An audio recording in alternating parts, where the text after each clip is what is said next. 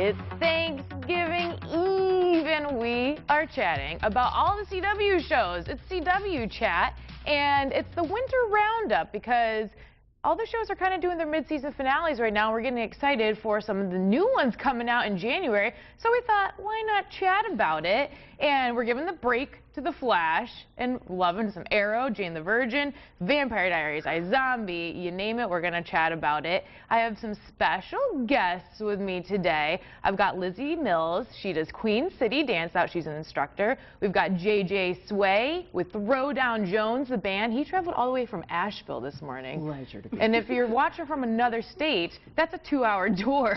So thanks for being here. Thank you. And we've got Marcy Bourgeois, and she designs for Eclectic Orchid jewelry. And I'm actually sporting some Eclectic Orchid. I've got my cool necklace, ring, and she brought some designs to show us.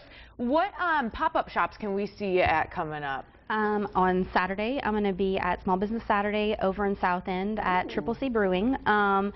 Wednesday, December 2nd, I'll be over at 7th Street Public Market for their sip and shop.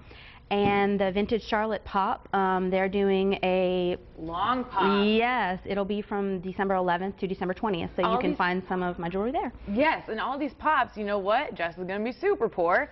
Because I go and I buy all this stuff, and you can see some of her lovely designs there. And you do this all yourself, right? I do, yep. It's amazing. All me. And if we want to buy it online, can we? Yes, you can buy it at eclecticorchid.com, and I also have an Etsy shop. It's under Eclectic Orchid. Nice. Check it out. Some really nice pieces. Like I said, I'm sporting my pyrite and quartz necklace, and then my, what's this kind of thing called? It's a druzy. Druzy. That's, I was going to say druid ring. And you can find a selection over at the Boulevard at South End, too. That's right. I mentioned that. Yeah. So go to the pop-up shops and definitely go to Small Business Saturday because we like to support local. JJ Sway is with the Throwdown Jones band. Tell us about the band and what's coming up. Well, the band has been around for the better part of 10 years. We're one of a few groups of some of the best bands around here in North Carolina.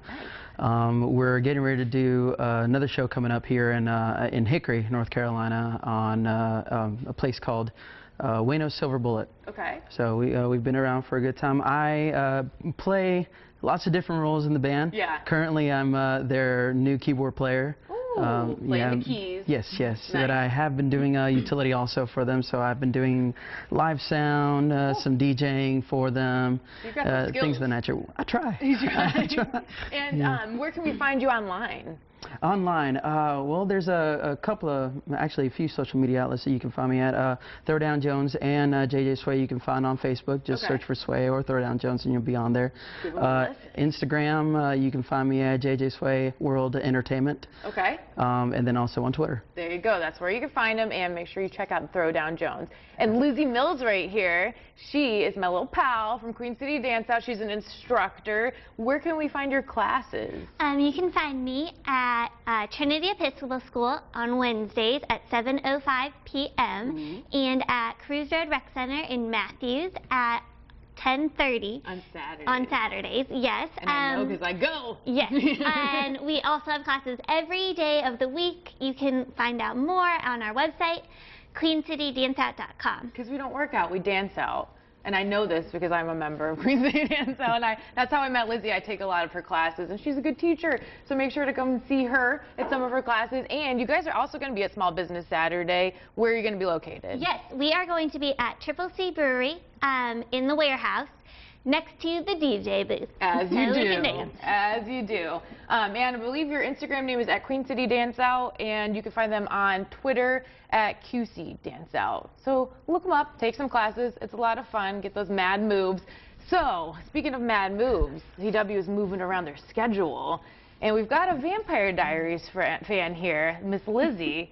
And they're moving the Vampire Diaries and the originals to Fridays coming up because they're putting Legends of Tomorrow and then The 100 on Thursdays, January 21st. It's coming out. So we found finally what date we're going to be watching is going to be Thursday. So you'll have Tuesday Flash, Wednesday Arrow, and then you'll have Thursdays DC's Legends of Tomorrow. But that means the Vampire Diaries and originals gets moved. What are your thoughts on it being on a Friday? Well, sad?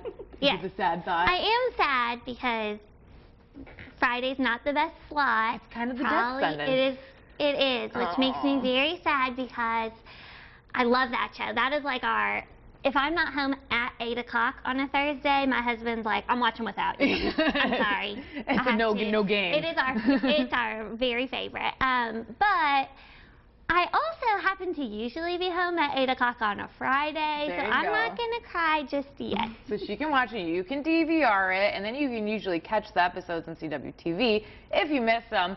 But, you know, you're a fan of the show. Nina Dobrev has left. Have you found that it's kind of winding down? Is it losing some of its steam, or is it still good this season? I think it's still good. Okay. I love, they're doing, at the beginning of every episode, they start 3 years in the future. And so then the rest of the episode is current. And so you're kind of left like, what's happening? How are we going to get to that point? It's like the Arrow flashbacks. It's the flash forwards of Vampire Diaries. Yes. They like to play with time. They are playing with time a lot this season, and it's kind of hard to follow, but they've really done that the whole series. Yeah.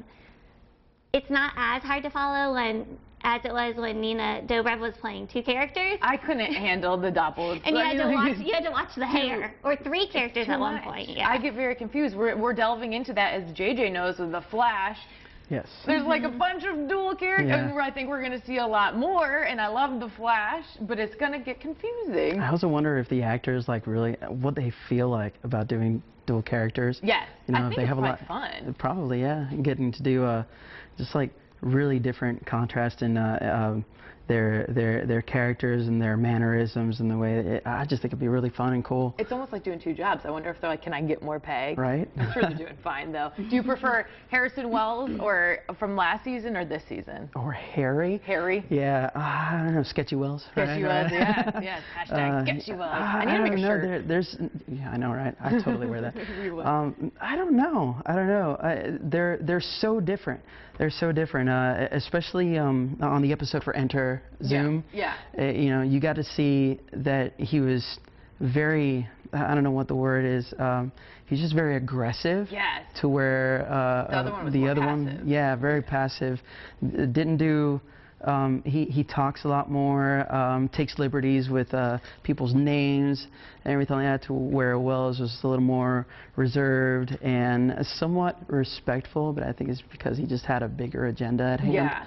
You know? Yeah. Speaking of agendas, the crazy ex-girlfriend has one big agenda, and that is to get Josh to love her. And Marcy actually was at our Crazy Ex-Girlfriend's Night Out and has continued to watch the show. And we find that it's been getting better and better each episode. Did you like it from the first episode, or how have you felt as it's grown throughout? No, I really liked it. I like the way she's winning everybody over.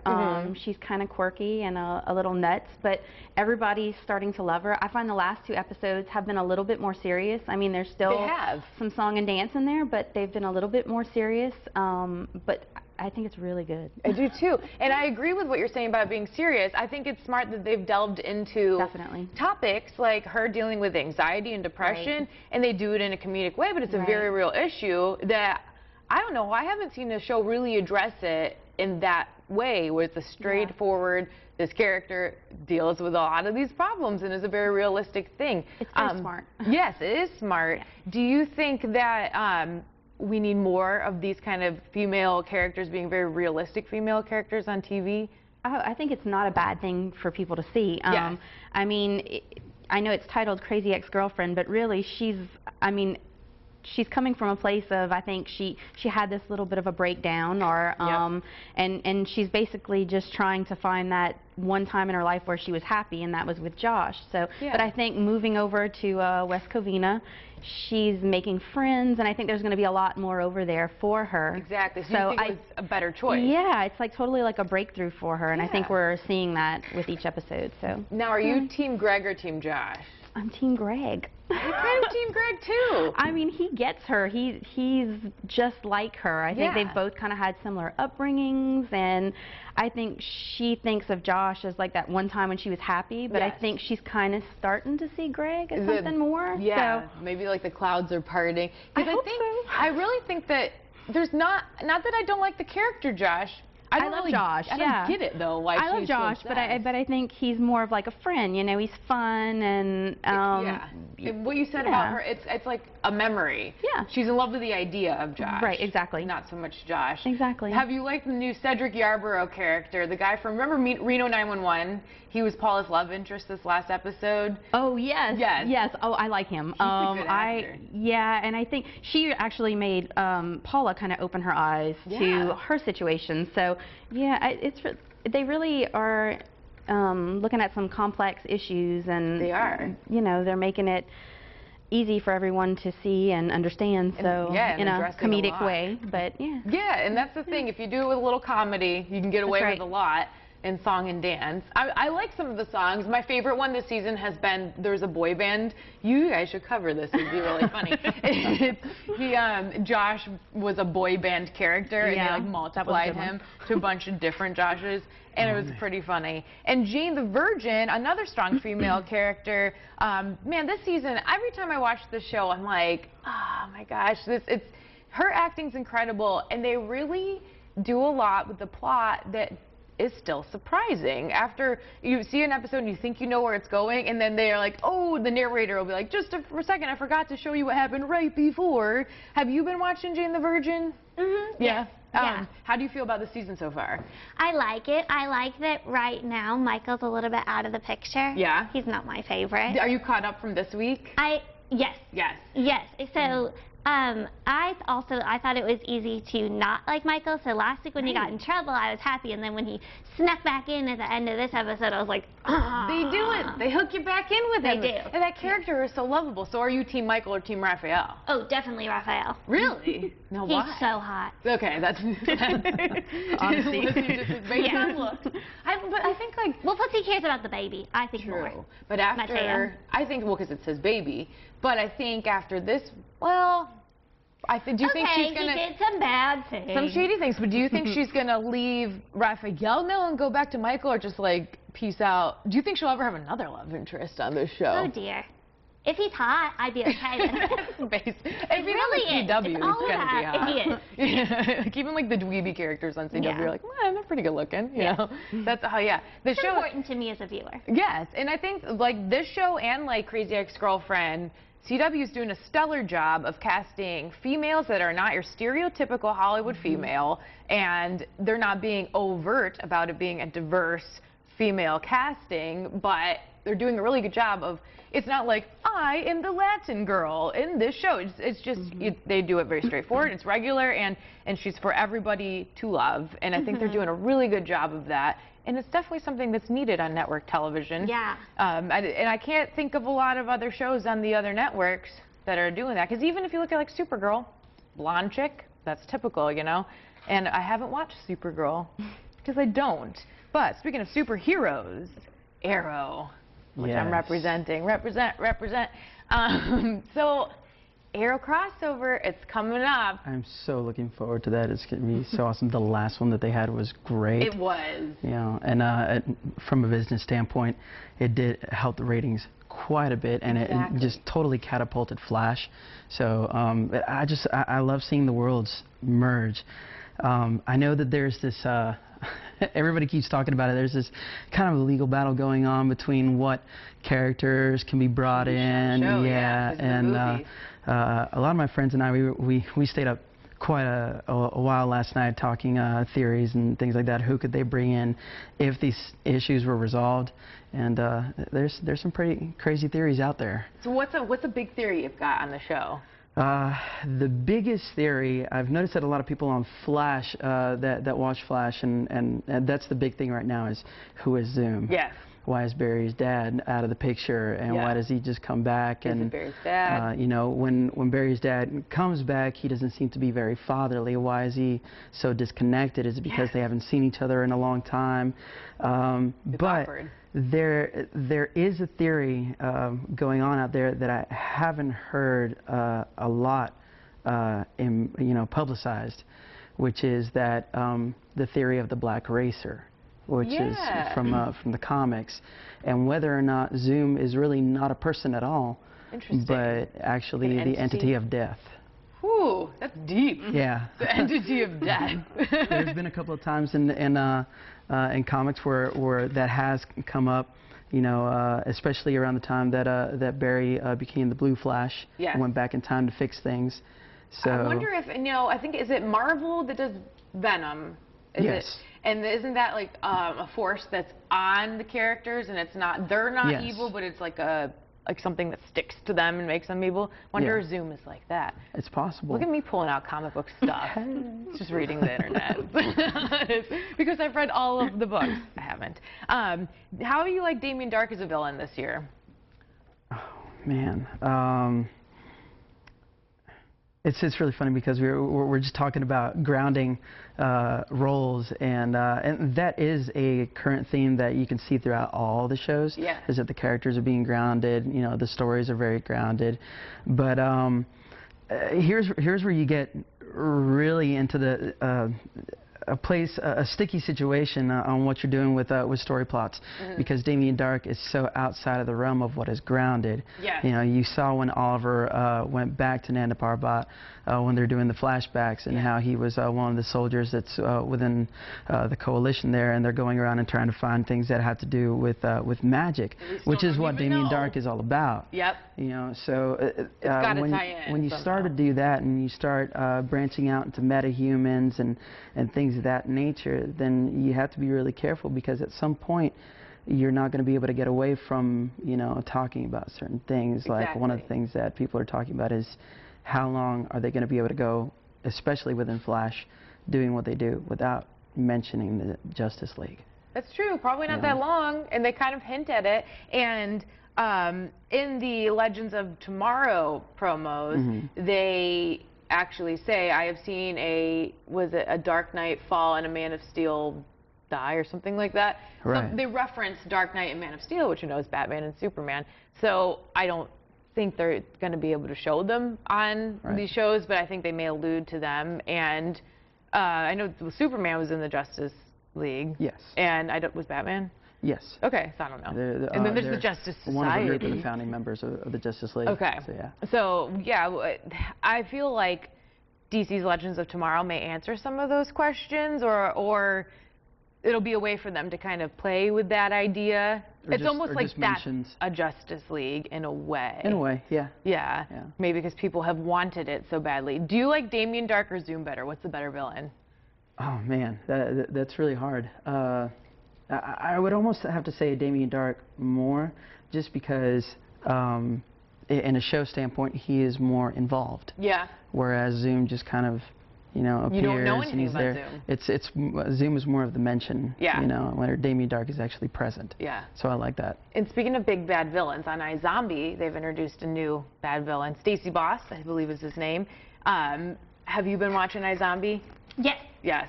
How do you feel about Major and them kind of being on to, do you think they're going to figure out it's Major who has taken out all these rich zombies? I hope not, because I really like. Because Major's hot. Because Major's hot. And often doesn't have a shirt on. There you go. You should watch Arrow. Now I will have to check it out. Now I'll have to check it out. No, but I really like Major, and he makes Liv happy. So I hope that, I mean, they'll probably find out, but I hope that instead he kind of figures it out, gets away from that. They haven't shown Liv's roommate in a couple episodes, and she was kind of the mastermind behind it. She's going to throw up some trouble, I think. I think so, I think she is the centerpiece of next week's episode. So, if next week is the mid-season finale, whew, could be trouble. It's going to go down. Looming in Zombieland. So we've got, next week is the mid-season finale, or the winter finale of Crazy Ex-Girlfriend on Monday at 8. And I forget if there's any more Janes coming up. I think there's that Jane. I'm not sure if there's another one. Black Friday was last night, and I think there might be, or 2 nights ago, I think there may be one more Jane for the season. We've got the Flash Arrow crossover. That is coming up next week, starting on Tuesday. It's a 2-night event. But we've got some fun events we've got to tell you about coming up. The CW Street Team will be at Small Business Saturday. They're going to start off at Dudapalooza with Wilson at Unknown Brewing Company, and they're going to be there at 10 a.m. And probably through the midday, the event I think goes till 5. Then they're going to leave that event so you can follow them like a stalker and head on over to Heroes. Brian Stelfreeze, who does the Dark Knight 3, he's going to be doing a signing and a release party at Heroes Comic Book Store. That starts at 2 p.m., goes to 5.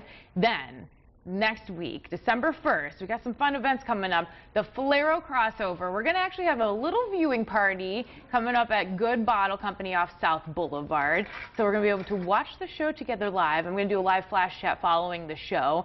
And then we only got one more flash until the season finale, or the finale, not series finale, oh my God, that would be horrible.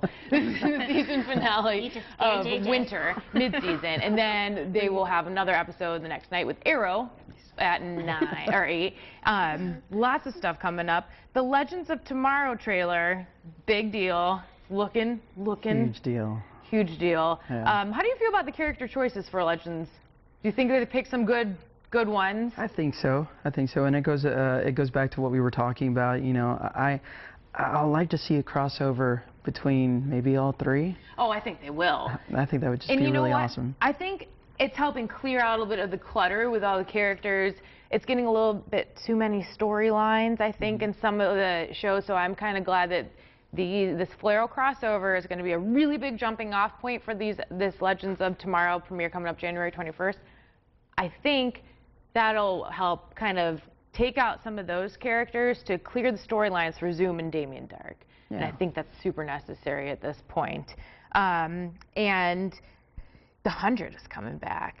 And who here watches The 100? I do. You do. Yes. It's me and him alone against the world. The 100, I got my poster right here. Man, if you guys like Hunger Games, the show is, I wasn't sure how I'd feel about it, and I powered through all of it on Netflix. You can catch both seasons. There are 2 on Netflix. There's a hot guy in it, Ricky Whittle, plays a character named Lincoln, very often shirtless. So Lizzy, You've convinced me. There you go. Sorry to Lizzy's husband. She's going to watch all new shows with hot guys. But yeah, if you like a good kind of, it's like kind of an apocalyptic mystery, like Hunger Games-y kind of show. 100 comes back. It'll be on after Legends of Tomorrow in January. I think we've covered most of the shows. I don't know anything about Rain. Sorry, Rain. I used to watch it. Yeah. We don't They watch do it now. not take their clothes off in that show. No, that's not of the time period. If they do, it's behind curtains. But yeah, thanks everybody for being here. Again, you can see Marcy with Eclectic Orchid. She'll be at Small Business Saturday, as well as Queen City DanceOut. And then JJ Sway, Throwdown Jones. Listen to those tunes. This has been a great CW chat. Everybody have a happy Thanksgiving, and we'll see you guys for the Flash Arrow crossover next week. Yay!